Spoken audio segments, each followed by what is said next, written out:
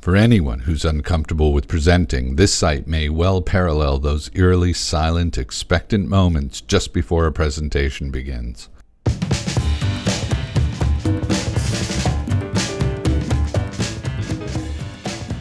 But the usefulness of this idea, the idea of a presentation as a walk across a high wire, extends beyond a portrayal of anxiety and can help illustrate some of the material concerns of presentation design. The most obvious parallel is the notion that a presentation is an attempt to get from point A to point B across a specific length of time. Like with a high wire, presentations benefit greatly from being direct and motivated. A tightrope walker and a presentation both get into trouble when they tarry. Possibly less intuitive is that the tightrope walker isn't the presenter. Regardless of how you feel about presenting, you are in no mortal danger. This treacherous crossing is made by the content. It's the content's life that is bound to the fidelity of the wire and the agility of the crossing. When a presentation fails, it's the content that falls. So as it's the wire's job to facilitate the crossing, then it stands to reason. The wire is the media. For presentations, this typically means a script, by which I mean what is spoken, and the slides, which are generally a combination of text and image. Like any wire of length or strength, we need to look at our media as a weave, its fidelity based on the tension of the bind rather than on the strength of the strands. A good script will suffer if the accompanying slides are distracting or dull, and the same could be said for well-made slides accompanying an empty or convoluted script. The media is going to be most useful when all of the elements work in concert. Regardless of the strength of our media, it's only going to be able to support content that has been designed for it. Academic and scientific information is much more at home in fixed and static media like journal articles, essays, and the like. So if our content is going to make this crossing, it will have to be modified. Instead of existing as a volume of information in a fixed and static space, it must become a stream of information intended to engage an audience across the length of a performance. Unfortunately, there is no automatic way of doing this. Getting our content fit to cross this gap is an entirely manual affair. With this in mind, the first place I start all presentations is here. The most obvious reason is that people are more likely to get where they're going if they know where they're trying to go. It also addresses the tendency for academic presentations to simply stop rather than actually end. Others come across as an attempt to convey all known information on a given subject, most concerned with leaving something out. So starting our presentation from the end means we're starting with this, the place we're trying to get to. For it to function well as a destination, it must be this. The more specific our destination is, the better it will function as a metric of what to include or exclude from the presentation.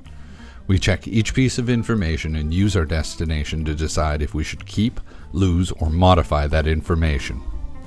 Our destination is of course affected by the length of the talk, but also significantly affects the work we need to put in.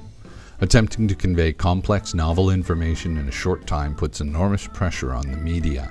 So if we don't feel we have the time or resources to accomplish that, then we should choose a less ambitious but equally specific destination. A short talk about a PhD thesis can only contain a small segment of the work and would therefore end far from the concluding statements of that thesis. In order to make sure that our destination is specific enough, it's also going to have to be this.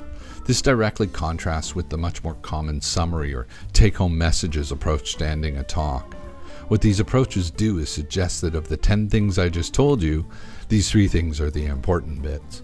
This conflicts with the material reality that a presentation is a linear progression across time. Its effectiveness isn't based on the importance of any individual message, but rather on how well those messages support each other. If we compare this to another time-centric media such as music, it becomes quite clear. If I were to ask you the 7th word of your national anthem, the only way you would likely be able to answer is to count from the beginning.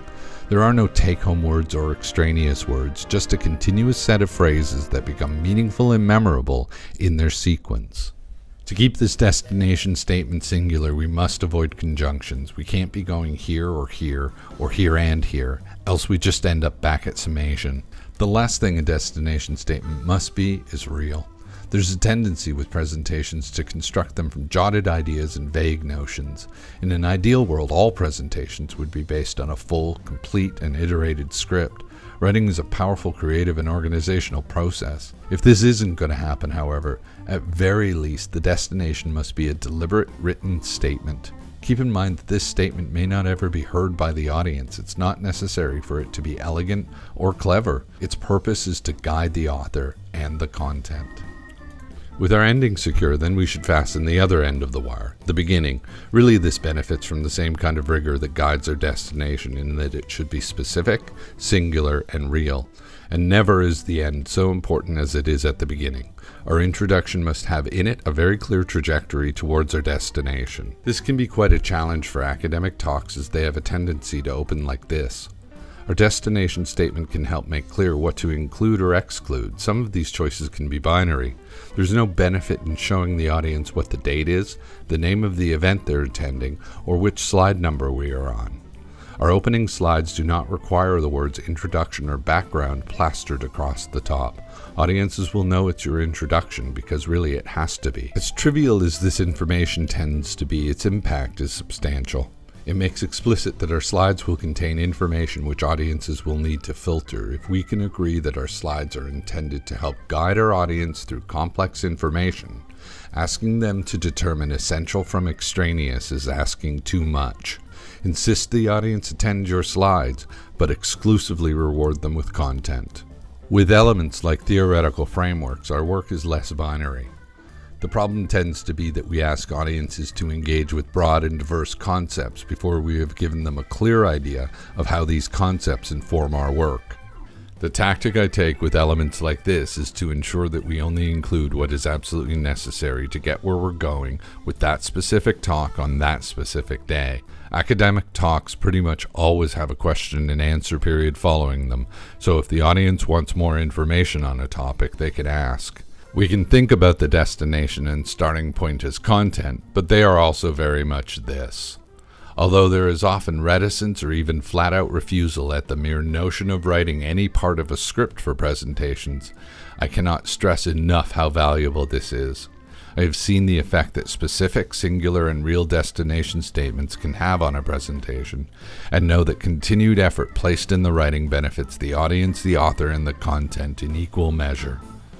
As these videos continue, we will stay with the highwire and begin looking at how to use text and images to support our script.